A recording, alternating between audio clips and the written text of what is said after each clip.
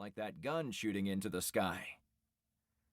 Each of those beams of light represented hundreds, maybe thousands of rounds being pumped into the darkness.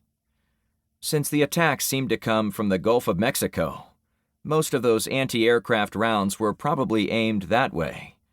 But if they ever got aimed above the local homes, large shells could soon fall from the sky. "Want me to get the teens working on more of those boxes?" he asked. "No, let's get through the night first. It would be more dangerous to have them walking around, while there is potential for debris to drop on them. With a little luck, the attack will be over by the time the sun comes up." I had nothing solid to base my observations on, except it seemed to me the military attacked at night, rather than during the day. That assumed rational thinking on the part of whatever Air Force was up there.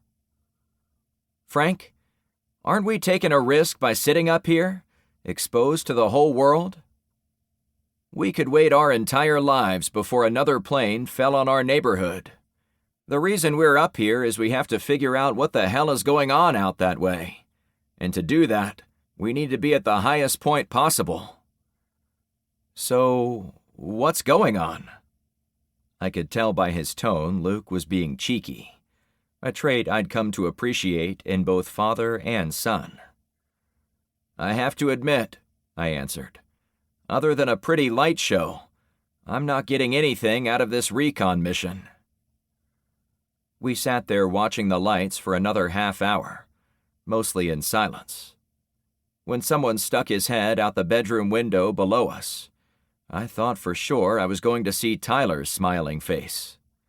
However, it was Nathan, the father of Alex and Zoe. "Mind if I come up there?" he asked. We both invited him to take a seat.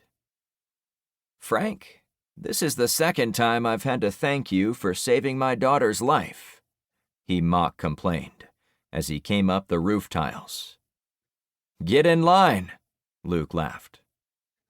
Nathan shook my hand, then sat down. "Don't take this the wrong way, but you're making me look bad as their father and protector." I craned my neck to look at him sitting on the far side of Luke. "You have a wonderful pair of daughters, Nathan. It was an honor helping them, both times." Nathan spoke to my neighbor.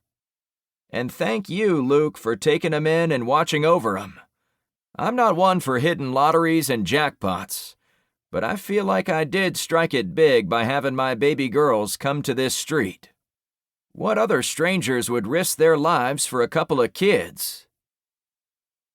I wanted to believe every normal human being would watch over lost children, but I knew that wasn't how life worked. Kids had been exploited by sick adults since time immemorial, and that tragic fact wouldn't get any better during the apocalypse. "You're welcome," Luke replied. Nathan sighed as he got situated on the uncomfortable peak of the roof. "So, what's the next step? We going to take out that boat?" I knew the guy was a wild card, prone to grab his rifle and run into the woods by himself, so I had to be careful not to give him any reason to strike out against the ship. "We're waiting for daylight so we can see what the hell is going on around here. We need to figure out who was in that fallen plane, who's fighting in the skies above the ship. Once we have a few more facts, we'll all sit down and discuss what to do next, okay? We are absolutely not going to attack the ship tonight." "I know," he laughed. "You don't have to worry about me." "Are you sure?" I asked with a friendly chuckle. "Last time you took matters into your own hands, you got smashed under a tank." "Darla and the girls were pissed at me," he allowed. "I'm not going to make that mistake again." "Good.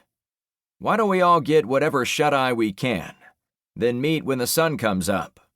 There's dozens of things I want to do around here before we even think about getting closer to a ship like that.